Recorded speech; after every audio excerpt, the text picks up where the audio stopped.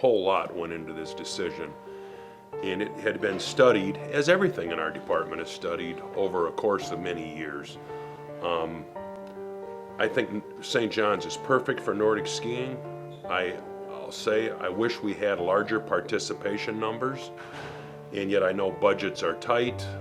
Coaching expectations for stipend coaches, the more student athletes you have, the more challenges you have, the more time it takes.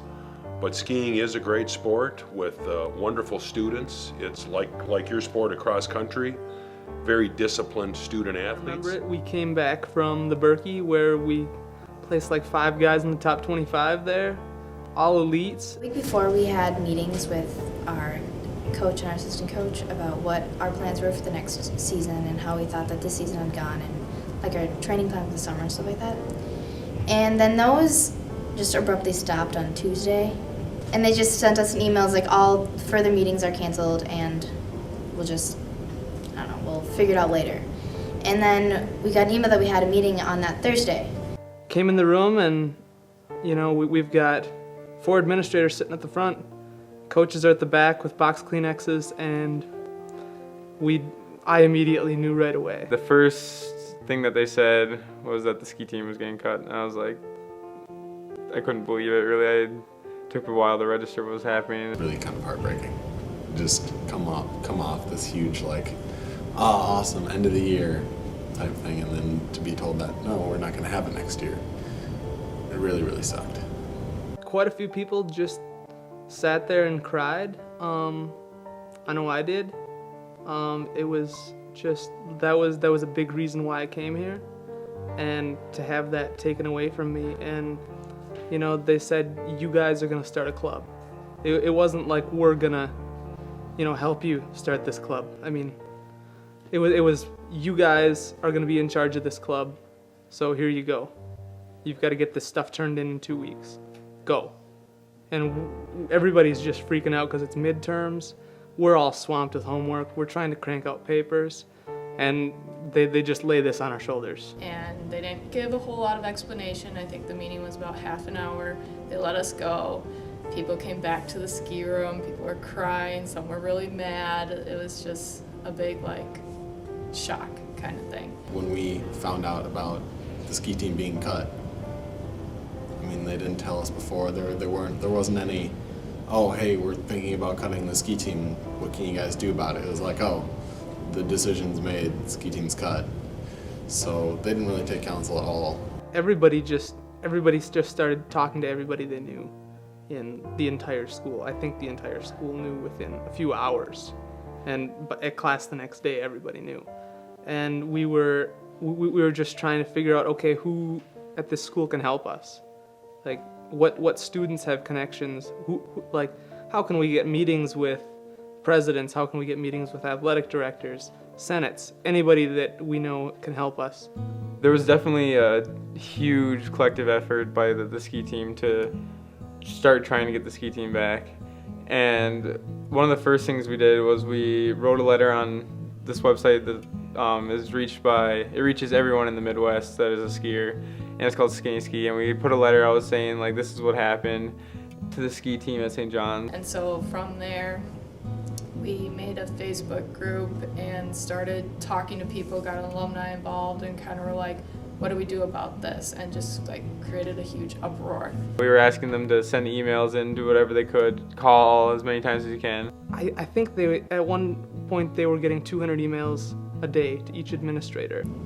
Pretty much everybody wrote a letter or called or something like that. I remember I was talking to Carol and she said that anybody who's ever put on skis contacted her. They just kept sending the same generic response back, and that wasn't getting us anywhere. We even got Garrett Cuzzy, who is an Olympic skier from the Midwest, to send him an email. You know, everybody was just kept pushing because we really wanted this team back, and they weren't really giving us the attention we deserved. At the time, it was kind of really hard to get an idea of why we were cut, because I feel like everyone you asked would give you a different reason. Oh, it's budget. Oh, it's not budget. If you'd ask a different administrator, you'd get a different answer. You know, we heard budget? We just want to strengthen our strong team. We hadn't won a national championship. Skiing didn't fit into the long-term goals of the school. But they never, we asked what those goals were, they wouldn't tell us. A whole lot went into this decision. And at the end of the day, we had to make some hard cuts for the department. We cut a full-time trainer. We've since added back grad assistants. When Pat Hawes retired, we didn't replace his position. His son became the soccer coach, but he also kept his equipment manager job. We took a savings there. We still hadn't cut deep enough. Nordic ski had been looked at, as all programs are looked at over the years, of, what is it adding in terms of recruitment of students, quality of experience, and this type of thing. Now, of course, the thing was to recognize is that students who were engaged in Nordic skiing, as with everything else we have, the people who are engaged in it have a tremendous experience. And I didn't want to diminish their experience for themselves, but at the same time, the number of people, particularly the number of Johnnies, was not strong, not growing. And, some people say, well, if you would invest more money in the program, then maybe it would really take off. And we just weren't in that position to invest more money. We needed to take the money from programs that, in a sense, were not making it and move that away so we could focus on the ones that are growing strong. Our goal, with the help of our student athletes, the club advisor, the Arboretum, the prep school, St. Ben's, is to create the strongest Nordic ski club sport possible. That is our goal. I definitely think that just having the club label, it's easier to not be so uptight about your training and making room for other things, where if we're a varsity sport, your schoolwork and then your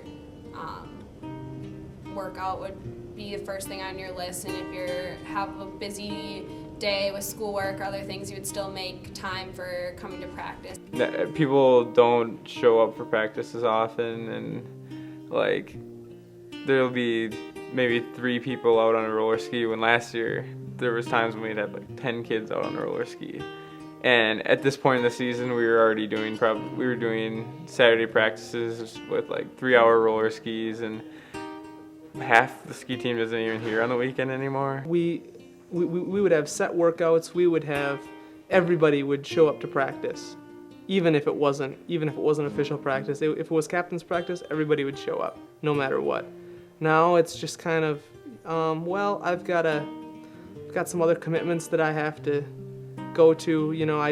I can't make it this week. It's the same athletes, but it's just the mentality of being in a club. It's like you don't want to commit to it like you did to an NCAA team. It seems like there's not as much drive to actually show up. It's not something you have to do because you've signed up for. It's just, if you want to, you can show up if you'd like. And that's not exactly what I was looking for when I came to ski here. It was more to continue being on a team and having that level of commitment. I see there being a lot more people, but a lot more people showing up maybe twice a week, and then maybe having 4 or 5 racing. I don't see a lot of racers coming into this club, just because it's a lot of the people we're getting now are oh yeah, I ski. It's okay, how often? I ski twice with my dad in the winter. People who want to do that, which is good. Recreational skiing is awesome, but it's we have racers right now, and what we're getting with the students we're attracting as a club are not the racing skiers. Sometimes I feel do I want to be focusing on a club sport when I'm involved in a varsity athletic sport? Maybe I should be focusing my whole winter on running and seeing where I can get with training instead of skiing. I have thought about that, and so I'm not really sure at this point what I'm going to do. I want to help all the other skiers to realize that we're still going to try to be as competitive as we can, and we want to make this a commitment that you should make it part of your life. I have raised more money for Nordic skiing at St. John's University than any other person on this planet, and because I care deeply about it. And we raised money to help make that program whole. And yet when cuts made, we just couldn't do it anymore. Right now, we have reworked our entire trail maintenance agreement. I've spent 9 months on that. I bet I've had 20 false starts, but I think we found a great solution. Randy Hoffman has a 4x4 Prowler with tracks. He can easily pull the groomer. It's a brand new $18,000 piece of equipment that he owns. He's a mechanic. He can fix it when it goes down. It's under warranty. If it breaks down, not only will it be, he can fix it, but it's under warranty, so he'll get another piece of equipment, so we're not going to be delayed for days with trail maintenance. In the past, it was essentially the athletic department that was doing that, and it's not a small expense by any means. We think we're in a good place to do that. And when I say it's not a small expense, it was the coach who was doing most of this work and did a tremendous job. But because the coach was putting the time in there was less time going into some other things like recruiting and things like this. What we really wanted the sport to grow. So we've taken that piece away from the coach and said, the coach can work with the person who's going to groom the trails and whatnot. We want to have a successful outcome in the whole thing. We have since hired Jan Sentia. He's going to be our club ski coach. And again, people have said, what will he be expected to do? Well, as a club ski coach, he's going to recruit. He's going to lead our skiers. He's going to demonstrate technique. He's going to coach on waxing technique. He's a seasoned guy. He's very versed on nutrition. And yet he's the kind of coach, he's going to put the onus back on his student athletes. It may take a few years, but we just think it's all blue sky for our Nordic Ski Club. The feeling that I get is that they didn't want to completely just be like, well, your program's done. So they gave us club status, and that in the hopes that like within a couple years, the team would just become non-existent and they wouldn't have to worry about us anymore. They should have been like, we have the grooming figured out, we have, like coaching isn't figured out, but we have these ideas. They should have done more background work for it instead of just straight up cutting and then going from there. At this point, it's, as we say, it's not a MIAC sport. There doesn't seem to be interest in more schools taking it on. As you say, the economy is a big issue at this point. I don't know, but I hear it's growing in high schools. Maybe it will come to be a sport in the future.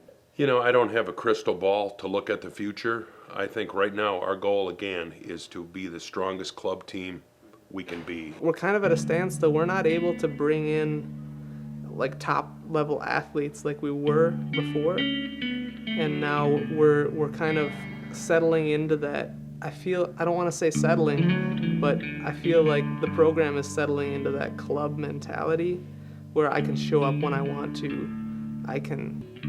It's not run like an NCAA team right now, and that scares me for the future if we want to move back to NCAA. What's next for Nordic skiing at St. John's and St. Ben's? What will the future hold for the athletic departments? If cutting the sport is a solution to a budget problem, who's next? Only time will tell.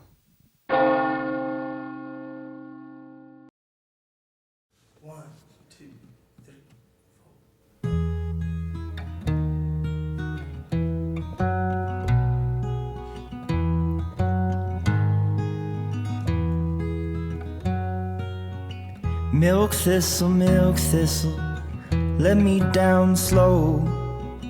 Help me go slow, I've been carrying on. I'm not scared of nothing, I'll go pound for pound. I keep death on my mind like a heavy crown. If I go to heaven, I'll be bored as hell like a little baby at the bottom of a well.